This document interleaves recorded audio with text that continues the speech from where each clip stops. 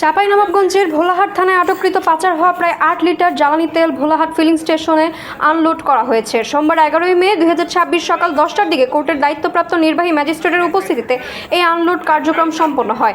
Senior chief judicial আদালত চাঁপাইনবাবগঞ্জের নির্দেশ এবং সরকারি আদেশ অনুযায়ী ভোলাহাট উপজেলা সহকারী কমিশনার ও অতিরিক্ত দায়িত্বপ্রাপ্ত উপজেলা নির্বাহী অফিসার মোহাম্মদ সানাউল মোর্শেদ সরাসরি উপস্থিত থেকে ট্রাক থেকে ডিজেল আনলোড করেন। এ সময় আদালতের কর্মকর্তা ও সংশ্লিষ্টদের উপস্থিতিতে ট্রাক থেকে প্রায় ৮,২৩৬ লিটার ডিজেল আনলোড করা হয়। যদিও মামলার বিবরণে ৮,০০০ লিটার উল্লেখ করা হয়েছিল বলে জানা গেছে। উপস্থিত ছিলেন মামলার তদন্ত কর্মকর্তা SI মোহাম্মদ কামাল হোসেন সহ উপজেলা প্রশাসনের বিভিন্ন কর্মকর্তা, ভোলাহাট প্রেস ক্লাবের নেতৃবৃন্দ, সাংবাদিক, ফিলিং স্টেশনের কর্মচারী এবং সাধারণ জনগণ।